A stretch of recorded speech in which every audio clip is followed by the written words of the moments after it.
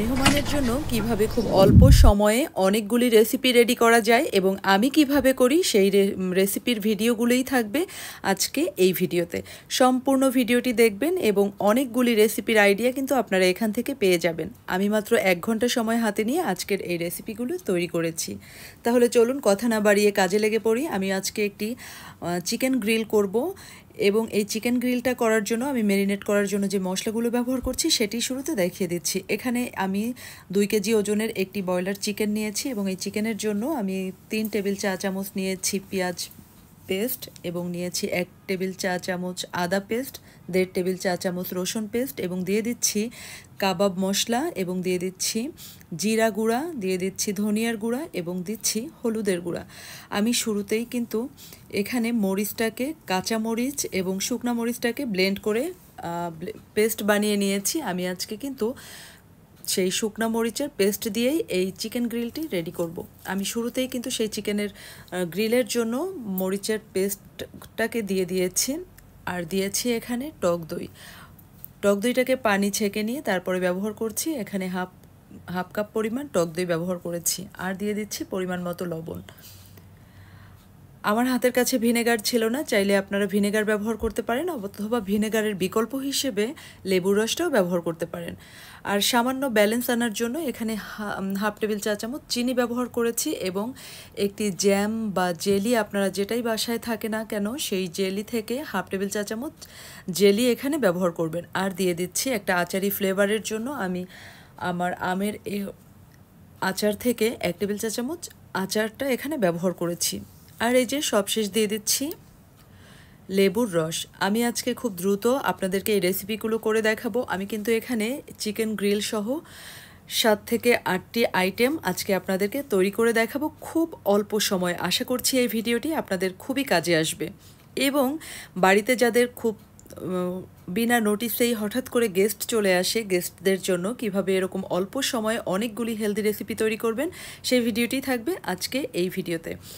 এখানে আমি extra virgin olive অয়েলটা ব্যবহার করেছি, আপনারা চাইলে সয়াবিন তেলটাও ব্যবহার করতে পারেন। আর দিয়ে দিয়েছি টমেটো সস এবং দিয়েছি স্বাদ মতো টমেটো সস ব্যবহার করেছি এবং সয়া সল্ট ব্যবহার করেছি 1.5 টেবিল চা চামচ। আমি মশলাগুলোকে ভালোভাবে ম্যারিনেট করে নিয়েছি। এখন চিকেনটাকে এর মধ্যে দিয়ে দিচ্ছি। আমি দেখেছেন চিকেনের বুকের পাশটা কিন্তু এভাবে কেটে কেটে ব্যবহার করেছি, আপনারা চাইলে কাঁটা চামচ দিয়ে ছিদ্র করেও দিতে পারেন যাতে মশলাটা ভালোভাবে ম্যারিনেট হয়। এবং এটার সৌন্দর্য বৃদ্ধির জন্য 2 পাটাকে একটা রশি দিয়ে বেঁধে দিয়েছি। আমি ম্যারিনেটের জন্য রেখে দিয়েছি 1 ঘন্টা। আপনারা হাতে সময় থাকলে 3 ঘন্টা এটাকে ম্যারিনেট করে রাখলে সবচেয়ে ভালো রেজাল্ট পাবেন। এখন আমি চকলেট ব্রাউনি তৈরি করব। এর জন্য আমি চুলায় একটি হাঁড়ি দিয়েছি এবং হাঁড়িতে 1 কেজি পরিমাণ লিকুইড দুধটাকে গরম করে নেব। এই চকলেট ব্রাউনি তৈরি করা কিন্তু খুব অল্প সময়ের মধ্যেই এটি চটজলদি তৈরি করে নেওয়া যায়। আপনাদের ডাইনিং টেবিলে যদি অনেকগুলো রেসিপি আপনারা সেট করতে চান এবং একটি মনোমুগ্ধকর পরিবেশ তৈরি করতে চান ডাইনিং টেবিলের, তাহলে এভাবে খুব চটপট সময়ে কিভাবে আমি এতগুলি রেসিপি তৈরি করছি আশা করছি ভিডিওটি আপনারা না টেনে পুরোটা দেখার চেষ্টা করবেন। ভিডিওটি খুবই হেল্পফুল হবে আপনাদের জন্য। আমি গরম দুধের মধ্যে এখানে হাফ কাপ পরিমাণ দিয়ে দিয়েছি চিনি এবং এখানে দিয়ে দিচ্ছি চকলেট আমি ক্রাশ করে নিয়েছি। সেই চকলেটের গুঁড়োটাকে এখানে ব্যবহার করেছি, যেহেতু এটা চকলেট ব্রাউনি অবশ্যই চকলেট ব্যবহার করতে হবে। আর দিয়ে দিচ্ছি আমি হাফ কাপ পরিমাণ কোকো পাউডার। এই কোকো পাউডারটা একটু ভালো মানের কোকো পাউডার ব্যবহার করলে এই চকলেট ব্রাউনির স্বাদ অনেক বেশি মজাদার হয়। তো আমি এখানে ইউনিমার্ট থেকে নিয়েছিলাম একটি কোকো পাউডার, ওটাই আজকে এখানে ব্যবহার করছি। সস্তা যেসব কোকো পাউডার পাওয়া যায় তা দিয়ে কিন্তু আপনি কোকো পাউডারের এই চকলেট ব্রাউনির অরিজিনাল স্বাদটা পাবেন না। চেষ্টা করবেন একটু দামি একটু ব্র্যান্ডের কোকো পাউডারটা ব্যবহার করার জন্য। সবশেষ আমি এখানে দিয়ে দিব আগার আগার পাউডার। যেহেতু আমার হাতে সময় কম এজন্য আমি কিন্তু চটজলদি কীভাবে রেসিপিগুলো মেক করা যায় সেজন্যই আজকের এই কাজগুলি করা। আমি আগার আগার পাউডারটা দিয়ে দিচ্ছি যাতে করে এটা খুব চটজলদি এটার থিকনেসটা ঘন হতে শুরু করে এবং 1 ঘন্টার মধ্যেই আমি এটা একটি সুন্দর একটা শেপে নিয়ে আসতে পারবো। এজন্যই আগার আগার পাউডারটা এখানে ব্যবহার করা।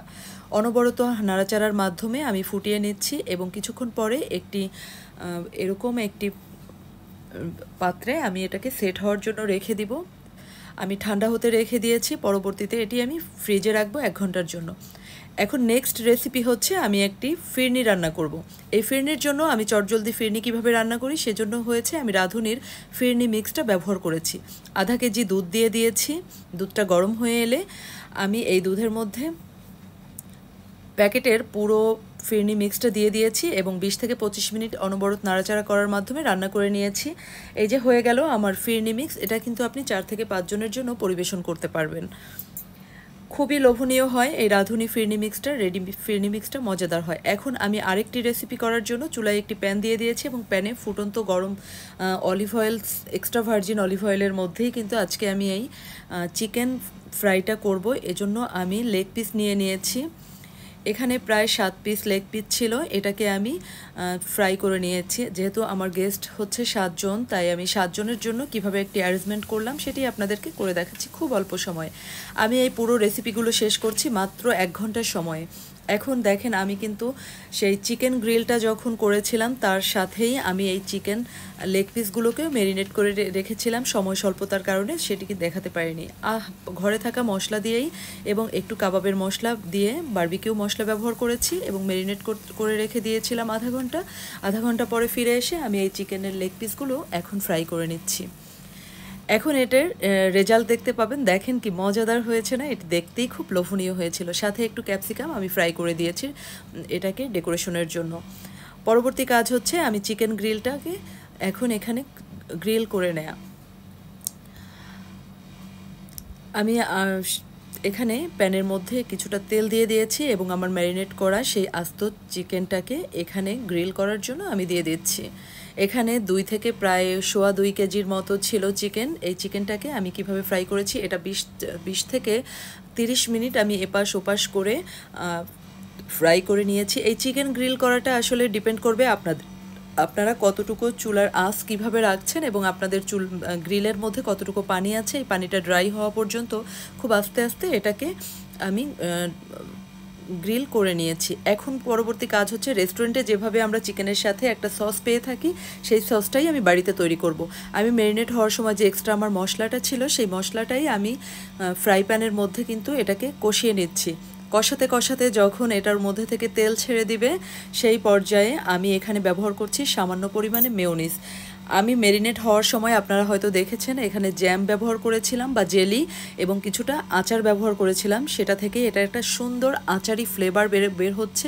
এটা খেতে অসম্ভব মজা হয়েছিল, একেবারেই রেস্টুরেন্টের গ্রিলের মতোই লাগছিল। আর আমার সেই চকলেট ব্রাউনিটা আমি এটাকে একটু কোকো পাউডার উপর থেকে ছিটিয়ে দিয়েছি, যার কারণে এটি দেখতে খুব সুন্দর লাগছে। এই যে তৈরি হয়ে গেল চকলেট ব্রাউনি। বাচ্চাদের কিন্তু এটা খুবই মজাদার, বড়রাও খুব পছন্দ করবে। তো এই যে আমার অনেকগুলি রেসিপির মধ্যে আমি চেষ্টা করেছি একটি ডেজার্ট হিসেবে চকলেট ব্রাউনিটাকেও রাখার জন্য। আপনারা কিন্তু এই চকলেট ব্রাউনিটা খুব সহজেই এভাবে তৈরি করে নিতে পারেন। আমার কাছে খেতে খুবই মজাদার মনে হয়েছিল। আমি একটু ডেকোরেট করে দিয়েছি এভাবে। এরপরে ছিল আমার বিফ স্টেক এবং অ্যাভোকাডো সালাদ। এই সালাদ এবং বিফ স্টেকের রেসিপিটি আমি সময় স্বল্পতার কারণে দিতে পারিনি। এবং এখানে ছিল চিকেন নুডলস। সবাই অনেক অনেক ভালো থাকবেন। সবার জন্য অনেক অনেক